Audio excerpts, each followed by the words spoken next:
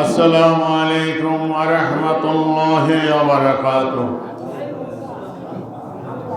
মহান আল্লাহ রাব্বুল আলামিন দরবারে লাখ কোটি শুকরিয়া যে আল্লাহ রাব্বুল আলামিন আমাদেরকে সুস্থ শরীরে জুমা আদায় করার জন্য তারে ঘরে আসার তৌফিক দিলেন। সেজন্য সকলে বলি আলহামদুলিল্লাহ।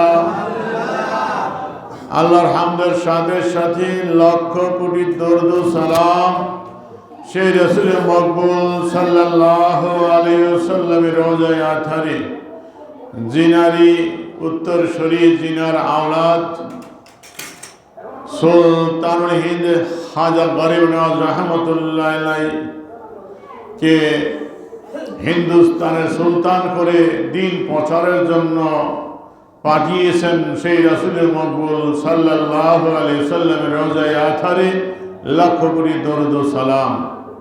প্রিয় হাজিরিন, রজব মাস, এই মাসের ৬ তারিখ জিনার ওফাত শরীফ। পাক ভারত উপমহাদেশ সর্বত্রই জিনার আলোচনা চলেছে। এই মাসের 14 তারিখ জিনার দুনিয়া আগমন, জন্ম এই রজবের 14 তারিখ। এই রজবের 6 তারিখ তিনার ওফাত। রজব মাসের সাথে তিনার একটি সম্পর্ক।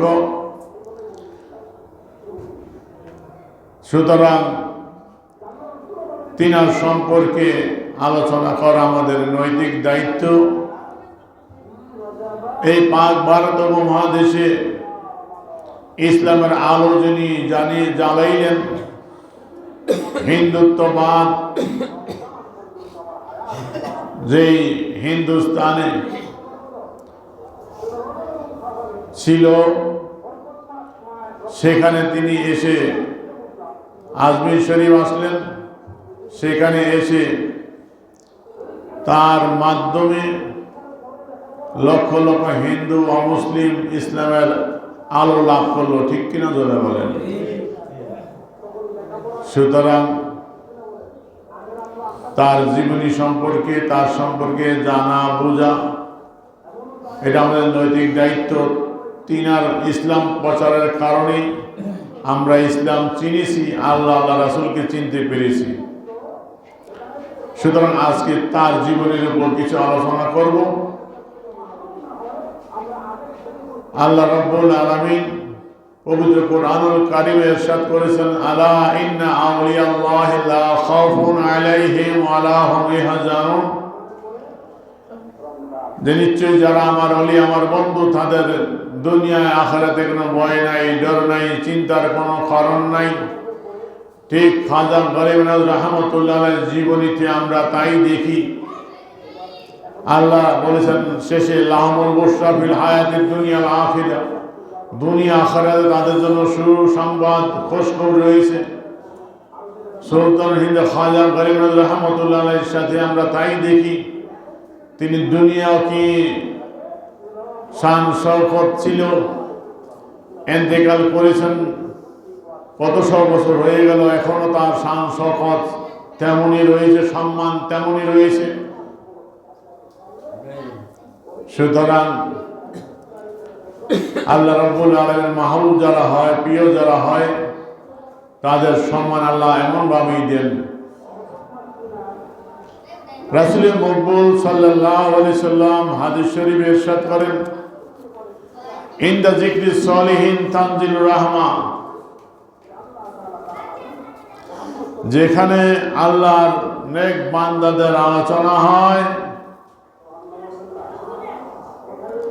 যেখানে আল্লাহর ওলিদের আলোচনা হয়, সালেহীন নেক বান্দা পরহেজগার মুত্তাকি আল্লাহর ওলিগণের আলোচনা, তানজিলুর রহমা, সেখানে আল্লাহর রহমত বৃষ্টির মতো ঝরে। বলেন না সুবহানাল্লাহ।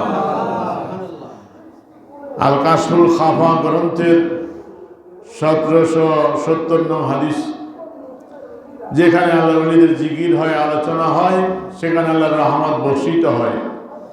সুতরাং আল্লাহর ওলি খাজা গরিব নওয়াজ রহমতের আলোচনা আমাদের বাংলাদেশ সহ হিন্দুস্তানে পাকিস্তানে এই সাইডে সব জায়গায় হচ্ছে, হয়, ঠিক কিনা জোরে বলেন?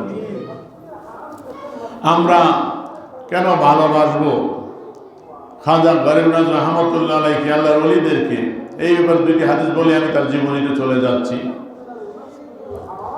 রাসূল মকবুল সাল্লাল্লাহু আলাইহি সাল্লাম ইরশাদ করেন, লাওয়ান্না আবদাইনি তাহাব্বা ফিল্লাহ আযজা ওয়াজাল ওয়াহিদুন ফিল মাশরিক আখিরুন ফিল মাগরিব লা জামাআল্লাহু বাইনাহুমা ইয়াওমাল কিয়ামা ইয়াকুলু হাযাল্লাযী কুনতা তুহিব্বুহু ফিয়া।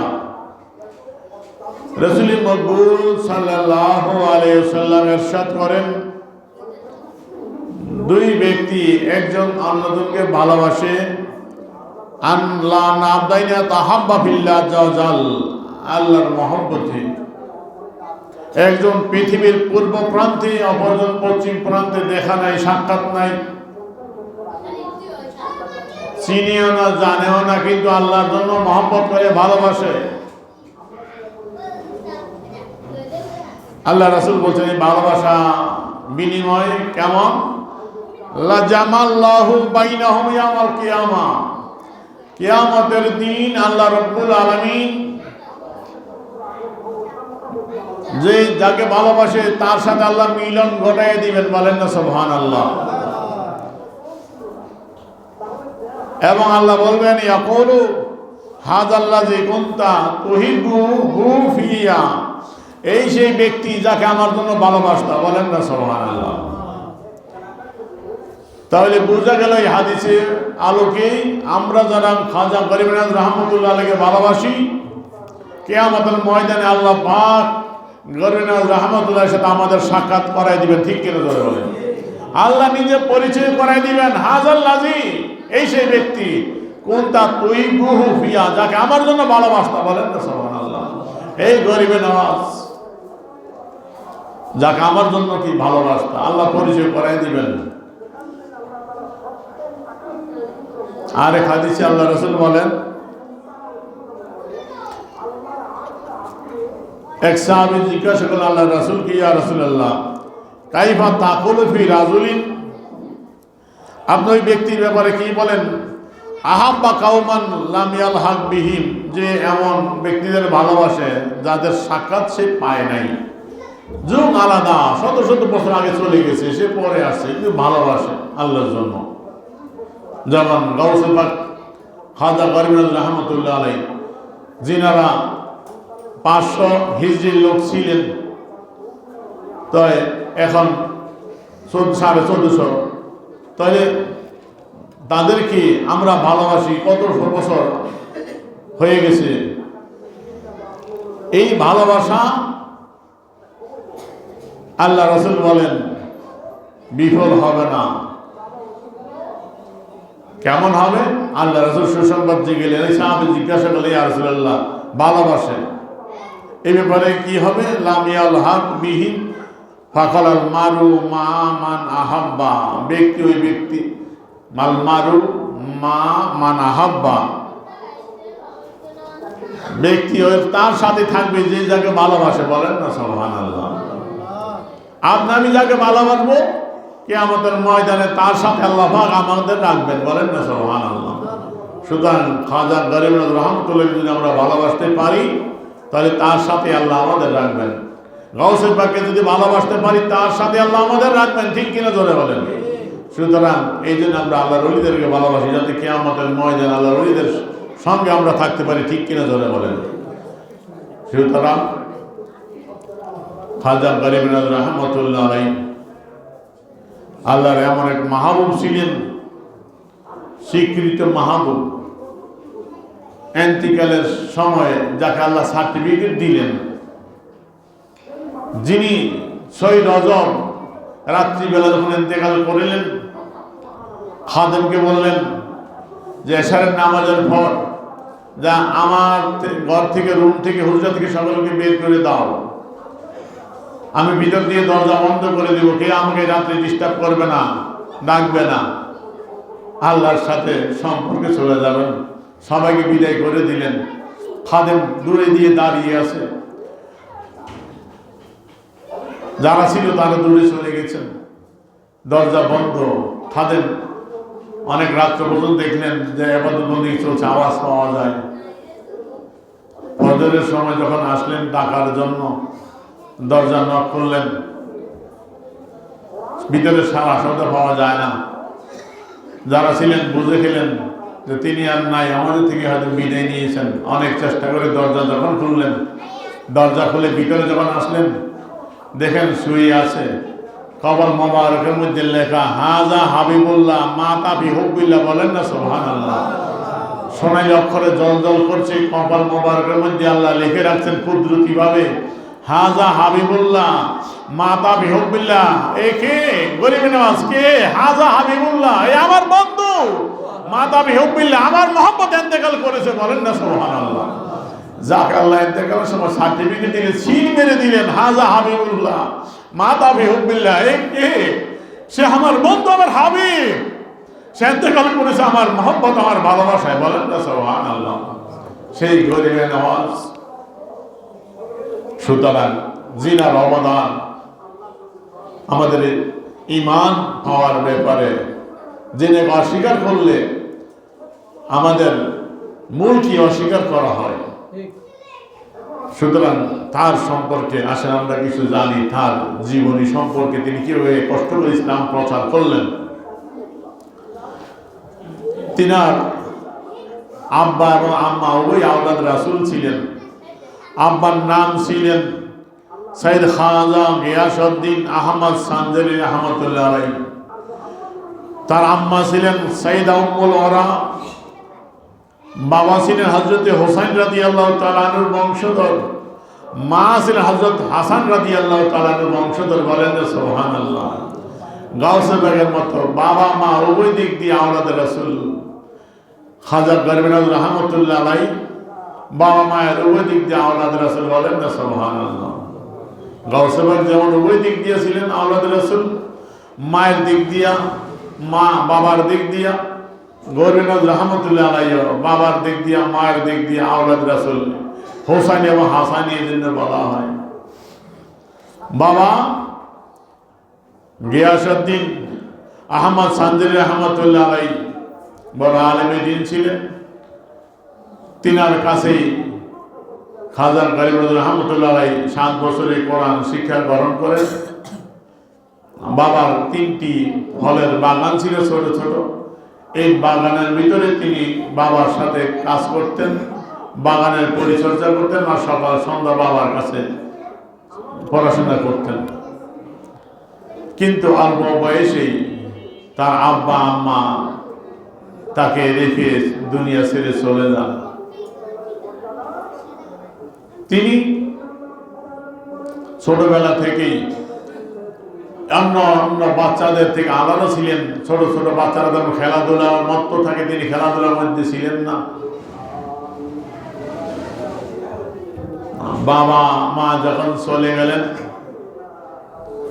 তার কি সে পরিবারের তার বাবার সম্পদ থেকে একটা বাগান পেয়েছিলেন, ছোট একটা বাগান, আর আটা পিসার ওই জাতা যন্ত্র যেটা বলা হয়। তিনি ওই ছোট একটা বাগানের পরিচর্যা করে তার জীবিকা নির্বাহ করতেন। এইভাবে সময় যেতে লাগলো। একদিন ওই শহরে ইব্রাহিম কলন্দর নামক আল্লাহর একজন মজজুব ওলি ছিলেন। আল্লাহর একজন ওলি ছিলেন, যিনি মজজুব হালতে চলতেন, পাগল বেশে থাকতেন, মানুষ পাগল মনে করত। ইব্রাহিম কলন্দর রহমতুল্লাহ আলাইহি তিনি খাজা গরিবনাজ রহমতুল্লাহ আলাইহি বাগানে আসলেন। তখন গরিবনাজ রহমতুল্লাহ আলাইহি তিনি বাগানের পরিচর্যা করছিলেন।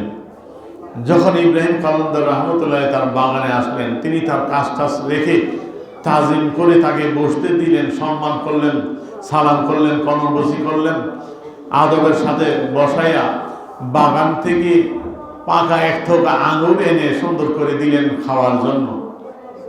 ইব্রাহিম কলন্দর রহমতুল্লাহ আলাইহি খুশি হয়ে গেলেন তার আদব দেখে। ফল ভক্ষণ করলেন, তার জন্য কোরআন খুলে দোয়া করলেন। অবশেষে তার গাঁটটি থেকে, ঝুলি থেকে একটা ফল বের করলেন, যেই উদ্দেশ্যে তিনি আসছেন। ফল বের করে ফলটা একটু কামড় দিয়ে বললেন, বাবা নাও, তুমি এটা খাইও। হযরতে সুলতান হিন্দ খাজা গরিব নওয়াজ রহমতুল্লাহ ভক্তি সহকারে ফলটা নিলেন এবং তিনি সুন্দর মতন ভক্ষণ করলেন। ফলটা যখন খাইলেন, এই ফল খাওয়ার মাধ্যমে তার ভিতরে একটু পরিবর্তন চলে আসলো। এটার নাম হলো তাসাররুফ, পরিবর্তন করা। আল্লাহর ওলিরা বিভিন্নভাবে পরিবর্তন করে দেয়, এটা আল্লাহ প্রদত্ত ক্ষমতা তাদেরকে দিয়েছেন। গাউস আব্দুল কাদের জিলানী রাহমাতুল্লাহ আলাইহি, তিনি এক চোর আসছিলেন ঘরে চুরি করার জন্য, চোরের কুতুব বানাই দিয়েছেন, মুহূর্তের মধ্যে পরিবর্তন করে পাঠাই দিয়েছেন। তাসাররুফ, ওলিদের তাসাররুফ এই। তো ইব্রাহিম কালান্দার রহমতুল্লাহ আলাইহি ওই ফলের মাধ্যমেই তার ভিতরে পরিবর্তন করে দিলেন। ফল খাওয়ার পরে তার ভিতরে একটা পরিবর্তন চলে আসলো, দুনিয়া বিমুখ একটা ভাব চলে আসলো। কিছু শান্তি লাগে না, কি এর বাড়িঘর, এই জমি জমা, এগুলো কি। তিনি সব বিক্রি করে দিলেন। বিক্রি করে টাকা পয়সা কি করলেন, নিজের পকেটে রাখলেন না, গরিব মিসকিন সবটা দান করে দিলেন। তিনি নিশ্চয় হয়ে গেলেন, আমার কিছু দরকার নেই। তিনি আল্লাহর দেনে বের হয়ে গেলেন আল্লাহকে পাওয়ার উদ্দেশ্যে। ওই মনের মধ্যে পরিবর্তন চলে আসলো, সব বিক্রি করে তিনি বের হয়ে পড়লেন। তারপরে তিনি বুখারায় গেলেন এলেম শিক্ষা করার জন্য।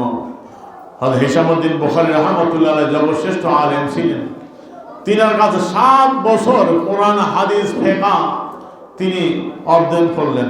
শরীয়তের এলেম তিনি তার থেকে গ্রহণ করলেন। শরীয়তের এলেম, ফিকহ, মাসলা মাসাইল, কোরআনের তাফসীর, হাদিস তিনি যথেষ্ট পরিমাণ শিখলেন। হযরত হিশামউদ্দিন বুখারী রাহমাতুল্লাহ আলাইহি বলতেন, 7 বছরে আমি মঈনুদ্দিনকে যা শিক্ষা দিয়েছি, অন্যকে দীর্ঘ অনেক বছরও তা দিতে পারিনি। বলেন না সুবহানাল্লাহ। তিনি মেধাবী ছিলেন। তাকে ছাড়াও অনেক বড় বড় বুজুর্গদিন, বড় আলেমের থেকে তিনি জ্ঞান অর্জন করলেন, শরীয়তের জ্ঞান। তেলমের শরীয়ত শিক্ষা করার পর আরেকটি যে জ্ঞান রয়েছে, এলমে তাসাউফ, এলমে মারিফাত, যেটা এখন অনেক আলেম সমাজ অস্বীকার করতে চান। এলমে মারিফাতকে উল্টে দেন। এলমে আসরার, যেটি এলমে তাসাউফ, এটাকে যারা অস্বীকার করেন, দেখেন খাজা গরিব নওয়াজ রহমতুল্লাহ আলাইহি জবরশ্রেষ্ঠ যারা আলী গাউসুল পাককে দেখেন, তারা তাদের জীবনী দেখেন। আরে হযরত রুমি রহমতুল্লাহ আলাইহি জবরশ্রেষ্ঠ আলেম ছিলেন। সে রুমি রহমতুল্লাহ আলাইহি তিনি নিজে বলেন, খুদবা খুদ মাওলানা রুম কামেল নাসুদ তা গোলামা শামসুদ তিবরিজি নাসুদ। ওর জগৎবাসী, আমি মাওলানা রুমি কামেল হইতে পারি নাই, পরিপূর্ণ হইতে পারি নাই, যে পর্যন্ত পাগলা শামসুদ্দিন তিবরিজির গোলামি না করেছি। বলেন না সুবহানাল্লাহ। ওই পাগলার পিছে দৌড় করে জনগণ, হায় হায় বড় হুজুর, এই পাগলের পিছে দৌড় করে কে, হায় হায় হায় হায়। তখন রুমি, আরে এটা তো আসল পাগল, এর পিছে দৌড় ফেলে আমি রুমি পরিপূর্ণতা লাভ করেছি, নাকে ছিলাম, অপূর্ণ ছিলাম আমি, এই পাগলের পিছে দৌড়ে আমি পরিপূর্ণ হয়েছি। সুতরাং ওই পাগলের কাছে আসে আসল জিনিস, ঠিক কিনা ধরে বলে। এলমে তাসাউফ, এলমে মারিফাত, এলমে আসরার গোপন এলেম। গরিব নওয়াজ রহমতুল্লাহ আলাইহি তিনি এলমে শরীয়তের জ্ঞান অর্জন করার পর এলমে তাসাউফ শিখবেন, এলমে মারিফাতের জ্ঞান অর্জন করার জন্য কোথায় যাবেন চিন্তা করতে লাগলেন। ওই সময় নিশাপুরের হারুন অঞ্চলে ওসমান হারুনি রহমতুল্লাহ আলাইহির নাম জগৎ বিখ্যাত ছিল। তিনি আল্লাহর একজন জগৎ বিখ্যাত ওলি ছিলেন, আল্লাহর মাহবুব ছিলেন। তিনি মনস্থ করলেন তিনার কাছে যাবেন, তার শিষ্য হবেন, তার সোহবত থেকে এলমে তাসাউফ শিখবেন, চর্চা করবেন। সেখানে যে একদিন হাজির হলেন। জোহরের সময় তিনি যাইয়া দেখলেন হযরত ওসমান হারুন রাহমাতুল্লাহ আলাইহি তিনি তার কিছু বিশেষ ভক্ত শিষ্যদের সাথে এলমের মারিফাত তাসাউফ নিয়ে কথাবার্তা বলতেছেন। তিনি চুপচাপ দাঁড়িয়ে আছেন, সুযোগ মতন সালাম করলেন, কদমবুসি করলেন এবং ওসমান হারুন রাহমাতুল্লাহ যখন জিজ্ঞাসা করলেন, বাবা তুমি আসছো কেন, কি ব্যাপার, তোমার পরিচয়, সব বললেন যে হুজুর আমি আপনার সোহবত লাভ করার জন্য, আপনার থেকে দীক্ষা নেওয়ার জন্য, আপনার থেকে জ্ঞান অর্জন করার জন্য, আপনার সোহবতে থাকার জন্য আমি আসছি। বলেন বাবা ঠিক আছে, তুমি যাও মসজিদে যাইয়া জোহরের নামাজ আদায় করো, বসো আমি আসবো। যাইয়া ওযু করে জোহরের নামাজ আদায় করে মসজিদে বসে রইলেন। কিছুক্ষণ পর ওসমান হারুন রাহমাতুল্লাহ আলাইহি আর গেলেন তার কাছে, যাইয়া তাকে সুবহানাল্লাহ বিহামদি ৬০ বার পড়ালেন, সূরা বাকারাটা তেলাওয়াত করালেন। তারপরে নিজের হাতে একটি টুপি পরিধান করালেন, একটা কম্বল জড়াইয়া দিয়ে বললেন, বাবা তুমি বসে বসে ১০০০ বার সূরা ইখলাস শরীফ পড়ো। ১০০০ বার সূরা ইখলাস শরীফ পড়ায়া তখন রাত্রিবেলা বললেন, বাবা তুমি নির্জন ওই কুঠিরে সারা রাত্র ইবাদতবন্দি করো, রিয়াজত করবে, কালকে সকালে তোমার সাথে কথা বলবো। দেখাই দিলে একটা রুম, ওখানে নির্জনে যাইয়া তিনি একা ইবাদতবন্দির মধ্যে সময় কাটালেন। সকালবেলা ইন্তজার করছেন হুজুর আসবেন, ঠিকই সকালে আসলেন। যাইয়া বললেন, বাবা তুমি নিচের দিকে তাকাও দেখি। তো নিচের দিকে তাকানোর পরে বলে, বাবা তুমি কি দেখতেছো বলো। হুজুর আমি তো একবারে তাহাদা সারা শব্দ জমে নিচ পর্যন্ত দেখতেছি। বলেন না সুবহানাল্লাহ। তারপরে বললেন, বাবা তুমি আবার ১০০০ বার সূরা ইখলাস শরীফ পড়ো, মনোযোগ দিয়ে সুন্দর করে। এটা পড়লেন, আদায় করার পর বললেন, বাবা তুমি উপরের দিকে তাকাও। উপরের দিকে তাকানোর পরে বলে, বাবা তুমি কি দেখতেছো। হুজুর আমি তো আল্লাহর একবারে উপর পর্যন্ত, তার আজমতের পর্দা পর্যন্ত আমি দেখতেছি। বলেন না সুবহানাল্লাহ। তারপরে বললেন, বাবা তুমি চোখ বন্ধ করে আল্লাহর দেনে কিছুক্ষণ বসে থাকো। তখন আল্লাহর দেনে চোখ বন্ধ করে, যেটাকে বলা হয় মুরাকাবা মুশাহাদা, বসে রইলেন। তারপরে বললেন, বাবা তুমি চোখ খোলো। চোখ খোলার পরে তার দিকে ওসমান রাহমাতুল্লাহ আলাইহি চোখ দিয়ে তাকায় রইলেন, চোখের জুতি মারলেন, দীর্ঘক্ষণ তাকায় রইলেন। তারপরে বললেন যে, বাবা তুমি আমার দিকে তাকায় এখন বলো তো কি দেখতেছ। তখন বলে, হুজুর আমি তো সারা পৃথিবী, আল্লাহ সারা জগৎ দেখতেছি, ঘুরতেছি এখানে। বলেন না সুবহানাল্লাহ। একবার উপর নিচ সব এক মুহূর্তের মধ্যে দেখাই দিলেন। বলেন না সুবহানাল্লাহ। এটা ওলিদের কারামত। হযরত গাউসে পাক আব্দুল কাদের জিলানী রাহমাতুল্লাহ বলতেন, নাজারাতু ইলা বিলাদিল্লাহি জামান কাকার দারাতিন। ওগো বিশ্ববাসী শোনো, নাজারাতু ইলা বিলাদিল্লাহি জামান কাকার দারাতিন। আমি আল্লাহর সমস্ত বিশ্বটাকে দেখি একটা সরিষা দানার মতো। নাজার দিলা বিলাদিল্লাহ জামান কাখার দালাতিন। খার দালাতিন একটা সরিষা। সরিষার দানা যত বড়, কত বড় সরিষার দানা দেখছেন নি? এত বড় না, ডিমের মতো। গাউসে পাক বলে, সারা বিশ্ব আমার সামনে একটা সরিষার দানার মতো। সরিষার দানা মাছের চোখ হইতে বড় হবে। এই সরিষার দানার মতো সারা বিশ্ব আমার সামনে। বলেন না সুবহানাল্লাহ। এই জন্য তো গাউসে পাক একই সময় ৭০ বার ইফতার করছে। ঠিক কিনা ধরে বলেন? সারা পৃথিবী শুনবো তাদের কাছে। এটার উপরে অনেক আলোচনা করেছে, আপনারা শুনেছ না? কেমনে এত ছোট হয়, কেমনে এত হয়। এটা ওই হাদিসে কুদসি আল্লাহ যেটা বলেছিলেন যে আমার যারা মাহবুব হয়ে যায়, নফল ইবাদত করতে করতে করতে করতে হাত্তা আহবাবতুহু, আমার মাহবুব হয়ে যায়, ফাইজা আহাবাবতুহু, যখন আমার বন্ধু হয়ে যায়, আমার অলি হয়ে যায়, তার ওই হাত পা চোখ কান সব দেখতে তোমাদের মতো হলেও তোমাদের মতো মনে করিও না, তার চোখ যে চোখ দিয়ে দেখি আমি আল্লাহর চোখ হয়ে যায়, বলেন না সুবহানাল্লাহ। তো এই আল্লাহর কুদ যদি চোখ যদি হয়ে যায়, এটা সারা পৃথিবী কটুক দেখতে হবে, ঠিক কিনা? যাই ওদিকে আমি গেলে আর সময় নাই। সুতরাং আসেন, তারপরে গরিব নওয়াজ রহমতুল্লাহ আলাইহি ওখানে রইলেন 2.5 বছর, পরে যাইয়া খেলাফত দিলেন। 2.5 বছর পর খেলাফত দিলেন ওসমান হারুন রহমতুল্লাহ আলাইহি খাজা গরিব নওয়াজ রহমতুল্লাহ আলাইহি।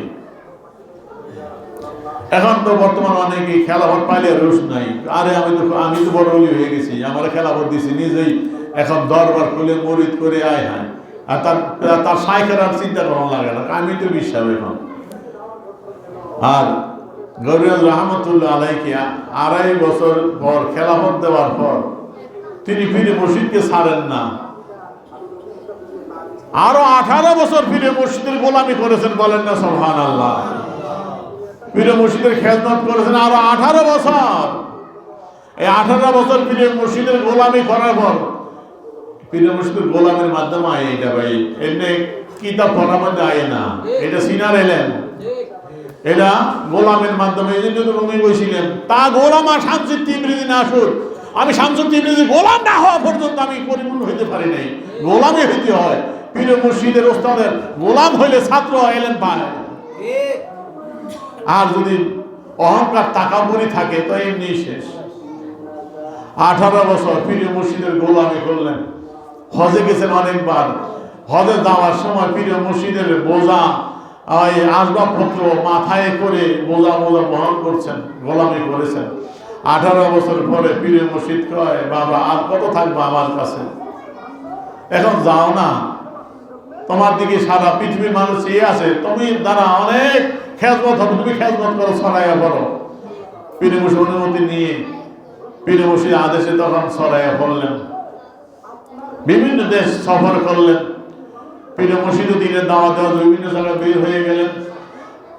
অবশেষে এক সময় পীরে মুর্শিদের টান লাগলো, মুরিদের কথা স্মরণ হয়েছে, আমার মুরিদ কোথায় আছে, গরিব নওয়াজ কোথায়, মঈনুদ্দিনকে খোঁজে, মঈনুদ্দিন রহমতুল্লাহ আলাইহি পীরে মুর্শিদকে খোঁজে।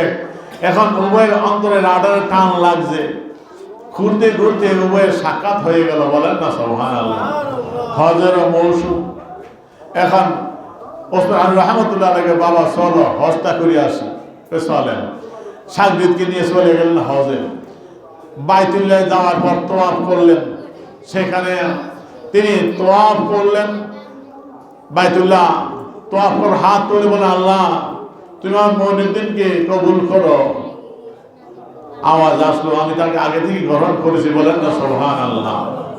হজের কাজ সমাধা করে চলে গেলেন আল্লাহ রাসূলের রওজায়ে আথারে। সেখানে যাওয়ার পর বললেন, মঈনুদ্দিন আল্লাহ রাসূলকে সালাম দাও। সালাম দিলেন, আসসালাতু ওয়াসসালামু আলাইকা ইয়া রাসূলুল্লাহ। আল্লাহ রাসূল রওজায়ে আথার থেকে জবাব দেয়, ওয়ালাইকুম আসসালাম ইয়া কুতুবাল্লাহ। ও আল্লাহর কুতুব, তোমার প্রতি আল্লাহর রহমত, বলেন না সুবহানাল্লাহ। আল্লাহ রাসূলের সালামের জবাব শুনলেন, জিয়ারত করলেন, জিয়ারত করে চলে গেলেন। রাত্রিবেলা খাদেমের আল্লাহ রাসূল কয়, মঈনুদ্দিনকে ডেকে নিয়ে আসো। একজন মঈনুদ্দিন নিয়ে আসছে, ওই কোন মঈনুদ্দিন? এই মঈনুদ্দিন না, যে সুলতান হিন্দুস্তানের সুলতান হবে, ওই মঈনুদ্দিনকে নিয়ে আসো। খুঁজে তাকে পাইলেন, নিয়ে আসছে। আসার পরে আল্লাহ রাসূল দরবার আসলেন। আল্লাহ রাসূল সাক্ষাৎ দিয়ে বললেন, হিন্দুস্তানে তুমি যাও, সেখানকার লোক ইসলামের আলো থেকে, ইমানের আলো থেকে বহু দূরে, সব মূর্তি পূজার মধ্যে ডুবে আছে, সেখানে যাইয়া তুমি আমার দিন প্রচার করো। আল্লাহ রাসূল সুলতান হিন্দ, তখন তাকে লকব দিয়ে হিন্দুস্তানের সুলতান বানিয়ে দিলেন। তিনি আসবেন, আজমির শরীফ আসবেন, চিনেন না, রাস্তাঘাট কিভাবে যাবেন। আল্লাহ রাসূল বললেন, তুমি পেয়ে যাইবা, যাও। এক বর্ণনা আছে আল্লাহ একটা ফল দিয়েছিলেন, ফলের ভিতরে একটা মেপ আকারে ছিল, তিনি আসছেন। ওভাবে আস্তে আস্তে তিনি দিল্লিতে আসলেন। সেখানে আইসা প্রথম আপনার গেলেন গঞ্জাবক্স লাহোরি রহমতুল্লাহ, লাহোরে যাইয়া গঞ্জাবক্স লাহোরি রহমতুল্লাহ আলাইহির মাজার পাক জিয়ারত করলেন। সেখানে 40 দিন রিয়াজত করলেন। সেখান থেকে তিনি আসলেন, সেখানে তিনি লিখছিলেন গঞ্জে বক্সে ফয়জে আলম মোঝের নূরে খোদা না কে সারা পীরে কামেল কামেল রাহনুমা। গঞ্জে বক্স রহমতুল্লাহ আলাইহি ওখানে যেয়ে যা পাইলেন পাস করে দিয়ে আসলেন যে ও গঞ্জে বক্স লাহোরি রহমত, তুমি ঘুমাই আসো, তুমি কি করো, তুমি তো আসল কাম করো শুয়ে শুয়া। গঞ্জে বক্স ফয়জে আলম মোঝের নূরে খোদা, সারা জাহানের ফয়েজ বরকত তুমি এখান থেকে ফয়েজ বিতরণ করো। মোঝের নূরে খোদা, আল্লাহর নূরের ঝলক এখান থেকে তুমি প্রচার করো। নাকেসারা পীরে কামেল, যারা নাকেস হয়ে তোমার কাছে আসে তাদেরকে পীরে কামেল করে পাঠাও, আর যারা কামেল হয়ে আসে তাদের রাহনুমা করে পাঠাও। বলেন না সুবহানাল্লাহ। এখন এই শেরটা লেখা আছে সেখানে। গরিবের রহমতুল্লাহ সেখান থেকে 40 জন সঙ্গী সাথে নিয়ে দিল্লিতে আসলেন। দিল্লিতে আসলেন আসরের সময়, আসরের আজান দিলেন। আগে পৃথিরায় আজমিরের হিন্দুদের ওই সাম্রাজ্যের যে রাজা ছিল পৃথিরায়, আগে থেকে অবশ্যই জানতেন আসবেন মুসলমান দরবেশ, তো তাকে যেন আটক করা যায়, আটকানো যায়, এই জন্য অনেক পরিকল্পনা করেছিলেন। তার ভাই ছিল দিল্লির রাজা, তাকে আগে বলছে আসলে আমার খবর দিও। তো দিল্লিতে আসে, আজান আওয়াজ পেয়ে দৌড়ে আসে, হায় হায় তো কি করে দেন নামাজটা বুঝে আসলে এটা কারাই নতুন। তখন পিঠের খবর দিয়েছে যে মুসলমান ভোগে একটা আসছে। তো তখন যাতে আজমির আসতে না পারে তাকে মারার জন্য পরিকল্পনা করে, গুপ্ত হত্যাকারী পাঠায়। খাজা গরিব রহমতুল্লাহের কাছে আইসা অনেক কথা বলে। তিনি বলেন তোমাকে আমি দেখেছি না, তোমার যে কথা বলছে এখান থেকে নিয়ে আপনাকে সুন্দর জায়গায় নিয়ে বলে চাইছি, তোমার চাদরের নিচে সোরা নিয়ে আসছে, আমাকে নিয়ে হত্যা করেন আমি জানি না, এই কথা বলছিলেন, শেষ ধরা পড়ে গেছে।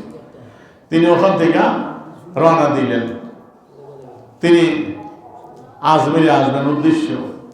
রাজা পৃথিরায় আজমিরে যেন আসতে না পারে এই জন্য অনেক প্রতিবন্ধকতা সৃষ্টি করবেন, বাধা দিবেন।